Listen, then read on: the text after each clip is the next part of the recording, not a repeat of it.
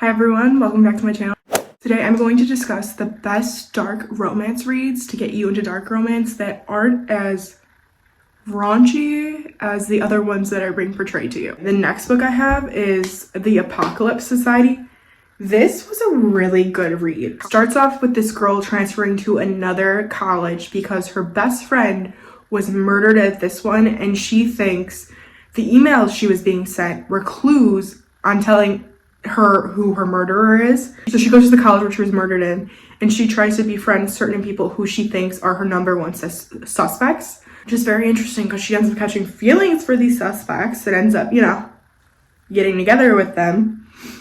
3 of them are friends, and one of them is like an enemy of the other guy, so it's like crazy. There's also other characters who you like suspect were evil. One thing I also really enjoyed about this book was that the main character has autism, so I thought like that was very well represented. I haven't read that yet in a dark romance series, so it was good to see that and kind of have the characters explore that with her. Through the book, it's basically her trying to figure out who murdered her best friend, and there's a lot of twists and turns on the way. You find something about the murdered best friend. You find out things about the soon-to-be boyfriends. I don't think that's spoiling anything. Like, they're gonna be dating. But this is another good read to ease yourself into it because I really enjoyed it. I really did. So, and the next one I have is another college series. It's the Sick Boy series. The first one is Pretty Little Savage. It's about these 3 rich guys who own this campus. This one girl moves here she's kind of a program kid, so she's one of the poor kids in the program. So there's rules being in school with those the people, the rich popular guys, and she is a badass and is like, fuck this, I'm not doing this. So she gets the attention of one of the guys, and it kind of puts her so she gets the attention of this one popular guy.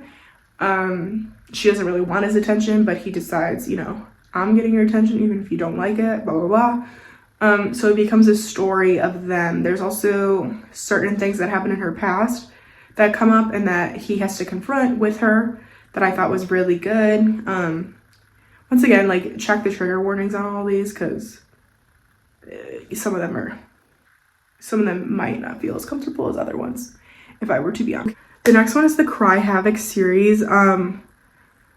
This is set in college, and one of the girls' twin sister dies, and she goes back to her college to pretend to be her and try to get clues on who killed her. But the thing she does is she rushes a frat because she thinks one of the guys in that frat is the reason she's dead. So she rushes it and falls in love with one of the guys she suspects is the murderer. Now that I'm thinking about it, I think a lot of people on this list always think they are a murderer, so maybe not as good as I thought. I enjoyed my time reading it. If you're into mystery, thriller, revenge, this is a good one. Okay, this is another Wide Shoes book. It's the Blackwood Institute. This girl comes to an asylum, so it's a school asylum, and meets these 4 guys. One of the guys she's known from a previous foster care. They were friends, but something happened, blah blah blah.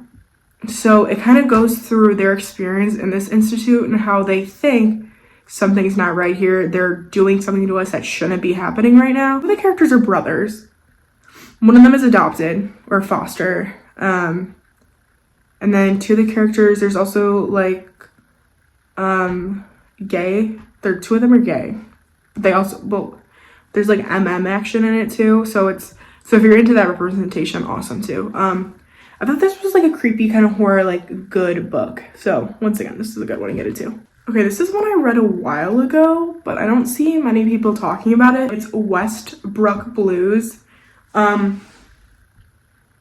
The main character, Estrella, or Star, comes back to town after a couple years in a boarding school, I think in a different country or something, because her twin brother, George, has died, so she comes back to the funeral.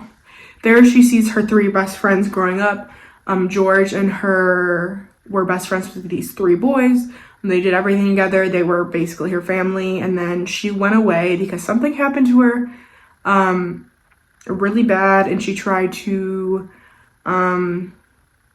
get rid of herself in a sense, and she was sent to a mental hospital, and like everything changed, and she like was depressed because of what happened. So she comes back and she meets so she comes back to the funeral and starts to go back to that school that they're at, and she is really mainly attracted by one of the boys, which is King, and he's kind of the leader of the group. When they were kids, King kind of bullied Estrella, but in a way of like, I'm the only one who loves you, blah, blah, blah, kind of thing. So he takes it upon himself to take care of her when she comes back, even though she does not want it. So a lot of things happen, like the mystery of who killed George, her, you know, behavior after what happened in the prologue, all of that. So 3 books with this series, and once again, this is an interconnected series, so each book follows a friend in the friend group.